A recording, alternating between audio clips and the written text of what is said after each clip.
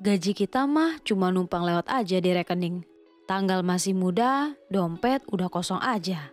Aku rasa 8 dari 10 orang pasti pernah mendengar celotehan ini baik di tongkrongan ataupun lingkungan kerjanya.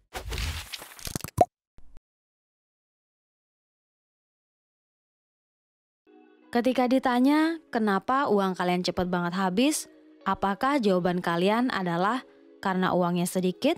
Ya itu emang nggak salah, karena kita sebagai manusia memang makhluk yang susah sekali merasa puas.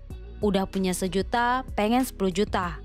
Udah punya 1, pengennya 2, bahkan 3 sampai 4. Ketidakmampuan kita dalam memproses perasaan atau keinginan ini ternyata bisa berujung pada pemborosan yang gak perlu bila kita kaitkan dengan keuangan. Di dalam hidup, manusia seringkali dihadapkan pada pilihan. Salah satunya adalah tentang keputusan pembelian terkait kebutuhan dan keinginan. Nah, bila kalian gak mampu memahami prioritas di antara keduanya, bisa jadi kalian hanya terfokus untuk memenuhi mana yang kalian inginkan saja tanpa menghiraukan apa yang kalian butuhkan. Padahal, kebutuhan seringkali sifatnya lebih mutlak, sedangkan keinginan adalah opsi yang bisa dipenuhi untuk menambahkan value dalam kehidupan kita. Ketika sudah bekerja dan memiliki penghasilan sendiri, maka kita juga diharuskan memiliki perencanaan dan tujuan keuangan. Mengapa demikian? Agar uang yang sudah susah payah kalian kumpulkan itu nantinya bisa digunakan untuk memenuhi kebutuhan hidup kalian di masa yang akan datang. Bila perencanaan kalian enggak jelas, kemudian kalian juga enggak membuat tujuan keuangan, maka kalian akan merasa bebas untuk menghabiskan uang tersebut tanpa harus bertanggung jawab terhadap pengeluaran kalian. Mungkin kalian ingin membenarkan keputusan kalian dengan mengatakan, ya kan udah capek-capek kerja, masa nggak boleh nyenengin diri sendiri? Aku tidak melarang loh ya, tetapi ada konsekuensi yang harus kalian tahu ketika kalian nggak membuat perencanaan keuangan dengan terukur. Salah satunya adalah penghasilan yang kalian miliki nggak bisa digunakan untuk memenuhi kebutuhan hidup mendasar kalian. Jadi jangan sampai nih, demi bisa liburan, kalian malah berujung kelaparan. Sebelumnya di channel ini udah pernah membahas tentang money script, yaitu hubungan antara manusia dengan uang. Nah, buat kalian yang baru gabung di channel ini, kalian bisa tonton videonya di sini ya. Oke, tanpa disadari, pilihan kita terhadap pengambilan keputusan terkait keuangan sudah dimulai sejak kecil. Kalian yang terbiasa beli ini itu tanpa pertimbangan atau dibebaskan berbelanja ketika kecil, bisa jadi akan lebih boros ketika sudah besar dibandingkan dengan anak yang dibiasakan menabung ataupun memilih-milih untuk berbelanja. Kalau menyinggung soal menabung, aku ingat bahwa menabung sudah diajarkan bahkan selalu dipupuk saat berada di bangku sekolah dasar. Bahkan ketika sekolah dasar, kita diajak untuk menabung bersama di kelas yang uangnya akan kembali dibagikan kepada kita saat akhir semester atau kenaikan kelas. Kebiasaan menabung ini mungkin terdengar kuno, bahkan saat ini udah jarang banget ditemuin. Namun, ternyata menabung cukup efektif dalam menanamkan kesabaran dan perencanaan keuangan pribadi pada tahap yang paling sederhana. Dari banyaknya kesalahan keputusan dalam pembelian, yang menurutku seharusnya bisa dihindari adalah memenuhi kebutuhan tersier terlebih dahulu, apalagi sampai mengorbankan kebutuhan primer. Menurutku bila hal ini sampai terjadi, ada yang salah dalam cara kalian mengatur skala prioritas kebutuhan. Masa iya kalian rela menahan lapar dan haus demi bisa membeli barang-barang mahal yang mungkin menaikkan engagement kalian meski hanya sementara? Logikanya, kebutuhan primer adalah kebutuhan paling mendasar manusia. Ketika kebutuhan ini sudah terpenuhi, barulah kalian berpikir untuk memenuhi kebutuhan sekunder maupun tersier.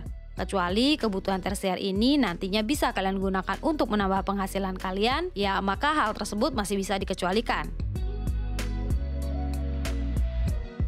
Untuk faktor yang satu ini nggak mutlak ya, tetapi kasusnya cukup sering aku temui di beberapa media sosial. Yang mana case yang dimaksud adalah keharusan mengikuti gaya hidup lingkungan tempat tinggal agar nggak tertinggal atau sekedar mendapatkan pengakuan dari orang lain. Nggak salah ketika kalian beradaptasi dengan lingkungan yang kalian tinggali, tapi akan jadi salah bila kalian memaksakan diri agar menjadi sesuai dengan standar orang lain. Apalagi bila harus mengorbankan kenyamanan dan sumber daya yang kalian miliki. Misalkan lingkungan pertemanan kalian pakai iPhone semua. Kalian jadi ikutan ganti iPhone terbaru agar diakui up to date. Teman-teman pergi liburan ke Lombok ataupun Bali, biar nggak ketinggalan kalian juga malah ikutan liburan. Padahal mungkin dari segi penghasilan sudah habis untuk nyicil iPhone yang baru aja kalian beli, akhirnya kalian harus berhutang agar tetap bisa liburan. Yang paling parahnya lagi, saat ini dengan begitu mudahnya akses terhadap pinjol, membuat generasi muda cepat banget mengadopsi gaya hidup konsumtif, padahal sebenarnya nggak perlu-perlu amat. Semua keputusannya benar-benar karena FOMO, alias takut ketinggalan aja. Bila untuk memenuhi kebutuhan basic aja kamu harus berhutang, namun kamu tetap memilih untuk membeli barang-barang mahal agar terlihat wah, maka aku rasa kalian nggak lagi merasa lapar apalagi dahaga oleh makanan ataupun minuman, tapi haus akan pengakuan, validasi, dan perhatian saja. Sayangnya semua hal tersebut hanya mampu mengenyangkan ego kalian, tapi nyatanya perut kalian akan tetap merasa lapar. Lalu, apa sih akar dari semua masalah keuangan ini? Tentu saja karena kalian nggak mensubscribe channel ini. Bukan. Jawabannya ya, mindset. Aku yakin kalian udah bosen dengar pendapat ini. Tapi kadang, hal-hal paling mendasar inilah yang punya andil besar dalam pengambilan keputusan yang benar ataupun yang salah. Pola pikir maupun perilaku seseorang dalam menangani keuangan bisa kita lihat dari perencanaan keuangan pribadinya. Orang yang terbiasa membuat perencanaan dengan matang bisa dikatakan akan siap ketika terjadi hal-hal di luar prediksinya karena ia cenderung mempunyai backup plan.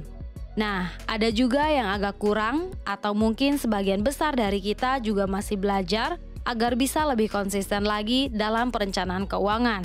Kita yang punya rencana dalam skala lebih kecil, lebih banyak rencana jangka pendek dan menengah, dan masih lebih fleksibel dalam memindahkan uang dari satu kantong ke kantong yang lain.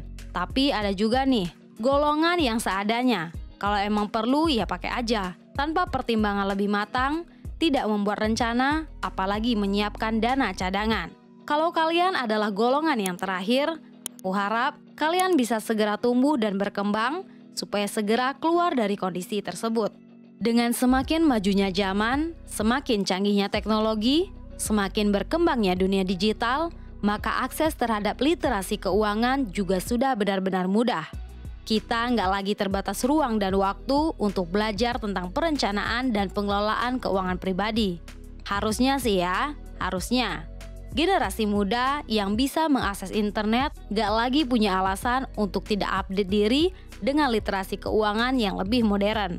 Nggak hanya tentang bagaimana mengelola uang yang diperoleh, saat ini bahkan udah banyak banget tersaji berbagai cara untuk mengembangkan sumber daya tersebut. Semisal aja dengan berinvestasi melalui berbagai platform yang menjual produk keuangan, ada pula yang memanfaatkan indeks pertukaran mata uang, ada juga yang berbisnis baik secara konvensional maupun digital. Artinya, uang yang kita peroleh dengan bekerja ini ternyata masih bisa kita jadikan modal kerja untuk mendapatkan penghasilan tambahan. Sekian dulu pembahasan kita kali ini. Semoga dengan menonton video ini, kalian jadi lebih aware tentang kebiasaan-kebiasaan yang tanpa kita sadari ternyata menjadi celah yang dapat membuat keuangan pribadi kita menjadi buruk. Bila merasa video ini bermanfaat, silahkan klik like. Bila suka dengan video-video seperti ini, silahkan subscribe channel ini dan jangan lupa nyalakan loncengnya. Jangan lupa follow juga sosial media tentang uang di Instagram dan TikTok. Dan jangan lupa cek video kami yang lainnya. Ingat, uang tidak bisa membeli kebahagiaan, tapi uang bisa memberi kebahagiaan. Sampai jumpa di video berikutnya.